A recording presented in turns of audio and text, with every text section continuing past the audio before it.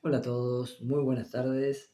2:26 p.m. Estamos con un cuento muy bonito preparado. Les quiero mandar un beso grande a la distancia para todos y un saludito especial para Camila Centeno de Perú, admiradora de BTS. Así que les mandamos un beso gigante. Ahora sí, vamos al cuento del día. Se trata del autor estadounidense O. Henry, que ya lo conocemos, hay varios textos en el canal, escribe muy bonito, y el cuento que elegí para hoy es La cuadratura del círculo, y dice así: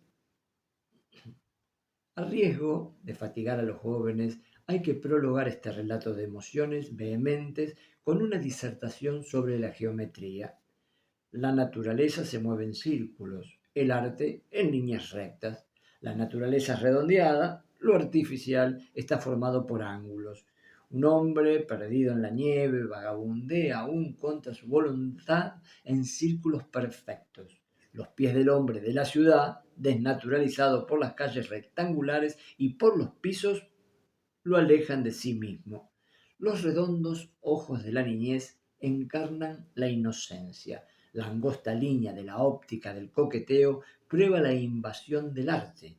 La boca horizontal es el sello de la astucia resuelta. ¿Quién no ha leído el poema más espontáneo de la naturaleza en los labios redondeados dispuestos al beso sincero? La belleza es la naturaleza en su perfección y el carácter circular es su principal atributo. Mira la luna llena, la encantadora bola de oro, las cúpulas de los templos, el pastel de crema, el anillo nupcial, la pista del circo, el timbre para llamar al camarero y la vuelta de copas. En cambio, las líneas rectas revelan que la naturaleza se ha desviado. Imagina el cinturón de Venus transformado en una línea recta. Cuando empezamos a movernos en líneas rectas y doblamos pronunciadas esquinas, nuestro temperamento empieza a cambiar. La consecuencia es que la naturaleza más flexible que el arte tiende a amoldarse a sus normas más severas. La consecuencia es a menudo un fruto algo curioso, por ejemplo, un crisantemo premiado, un whisky de alcohol de madera, un Missouri republicano, una coliflor gratinada o un neoyorquino. La naturaleza se pierde con más rapidez en una gran ciudad. La causa es geométrica, no moral. Las líneas rectas de sus calles y su arquitectura, la rectangularidad de sus leyes y costumbres sociales, las veredas que no se desvían, las reglas duras, severas, deprimentes e intransigentes de todas sus costumbres, aun de sus pasatiempos y deportes, exhiben fríamente un burlón desafío a la línea curva de la naturaleza. Por eso, puede decirse que la gran ciudad ha demostrado el problema de la cuadratura del círculo. Y puede añadirse que esta introducción matemática precede a un relato sobre el destino de una enemistad de Kentucky, que fue importada a la ciudad cuyo hábito es obligar a sus importaciones a adaptarse a sus ángulos. La enemistad comenzó en las montañas de Cumberland, entre las familias Folkwell y Harnex. La primera víctima de esta vendetta doméstica fue el perro de Bill Harnex.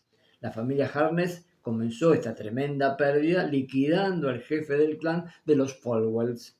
Los Folwells estaban preparados para la réplica, engrasaron sus rifles e hicieron que Bill Harnex siguiera a su perro a un país donde las zarigüeyas bajan de los árboles sin necesidad de sacudir a estos con hachazos. La enemistad prosperó durante 40 años. Los Harnes fueron asesinados a balazos junto al arado a través de las ventanas iluminadas de sus cabañas tras volver de reuniones al aire libre, dormidos, en duelo, sobrios y ebrios, aisladamente y en grupos familiares avisados y por sorpresa. A los Folwells les cercenaron las ramas del árbol familiar en forma análoga, como lo prescriben y autorizan las tradiciones de su país.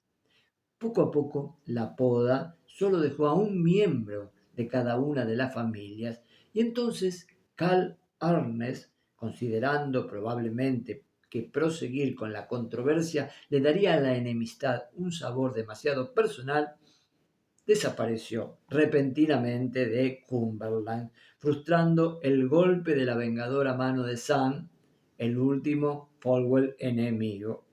Un año después, Sam Folwell supo que su hereditario y no suprimido enemigo vivía en Nueva York.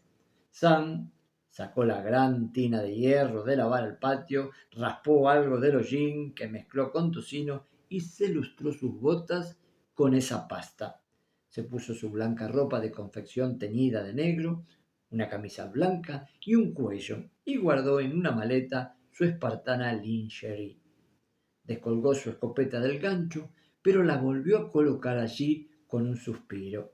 Un Colt antiguo, pero digno de confianza, que resucitó de un cajón del escritorio, pareció proclamar que era el non plus ultra de las armas para la aventura metropolitana y la venganza. Sam metió esto y un cuchillo de caza con vaina de cuero en la maleta.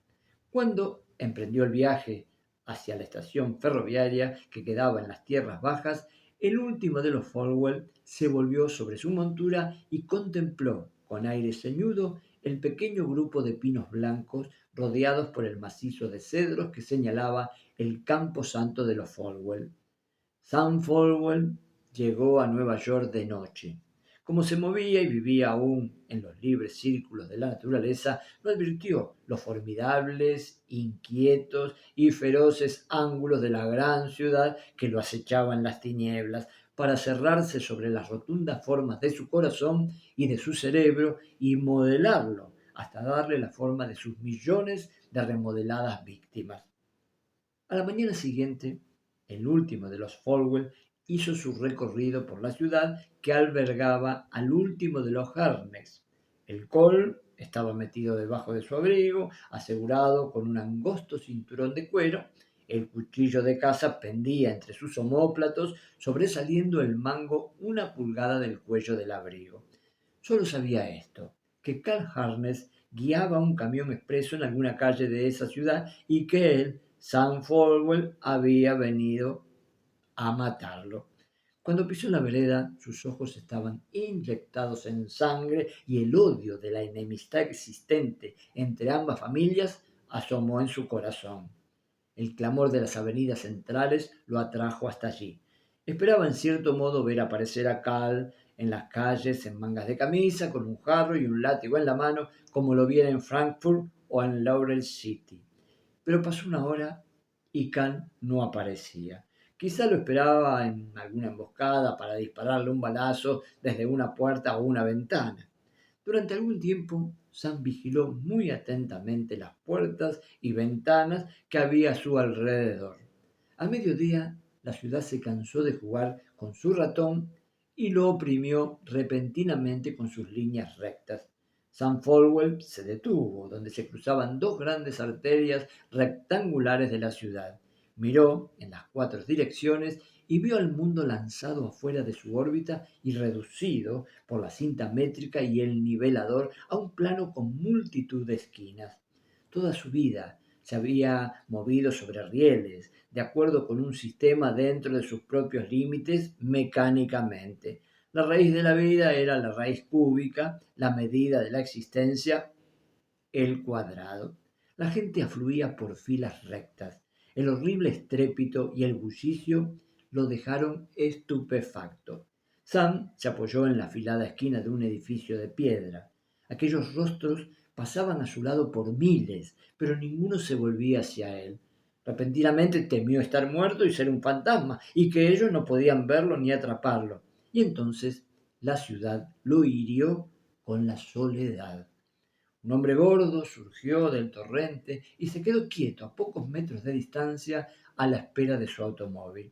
Sam se arrastró hasta él y le gritó al oído entre el tumulto: los cerdos de los Rankins pesaban bastante más que los nuestros, pero a pesar de ello, el gordo se alejó sin llamar la atención y compró castañas asadas para disimular su alarma. Sam sintió la necesidad de una gota de rocío de las montañas. En las calles los hombres entraban y salían por las puertas de vaivén.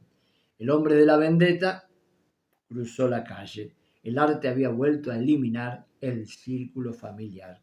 La mano de Sam no halló un picaporte. Resbaló inútilmente sobre una placa rectangular de bronce y roble lustrado, donde no había siquiera algo del tamaño de una cabeza de alfiler donde poder cerrar sus dedos.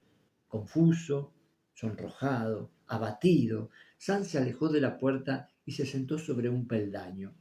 Una porra de algarrobo le acarició las costillas. En la esquina siguiente, en el oído de Sam, sonó un penetrante silbido.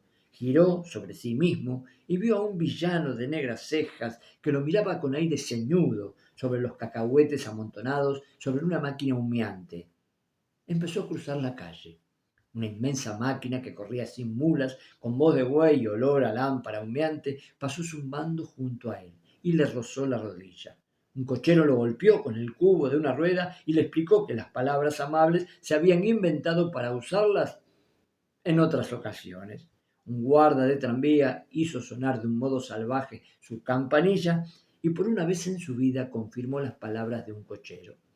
Una corpulenta dama de tornasolada blusa de seda le hundió un codo en la espalda y un vendedor de periódicos lo apedreó pensativamente con cáscaras de banana, murmurando: lamento tener que hacerlo, pero si alguien me viera dejarlo pasar así fácilmente. Carl Harness, cuya jornada de trabajo había terminado y cuyo camión de reparto ya estaba en su garage, dobló la afilada esquina del edificio que el descaro de los arquitectos ha copiado del filo de una navaja. Entre la masa de gente presurosa, sus ojos descubrieron a 3 metros de distancia al enemigo superviviente, implacable y sangriento. Se detuvo bruscamente y vaciló un momento, ya que estaba sin armas y se sentía muy confuso. Pero los penetrantes ojos montañeses de Sam Folwell ya lo habían descubierto. Hubo un repentino salto. El torrente de transeúntes se enredó y se oyó la voz de Sam que gritaba: «Hola, Cal. Me alegro muchísimo de verte». Y en el cruce de Broadway, la Quinta Avenida y la calle 23, los enemigos de Cumberland se estrecharon la mano. Y aquí el cuento interesante, ¿eh? Escribe bárbaro este gran autor estadounidense O. Henry, La cuadratura del círculo. Bueno, les mando un beso grande y mañana, por supuesto, día jueves, nos encontraremos con un nuevo cuento. Un beso gigante para todos.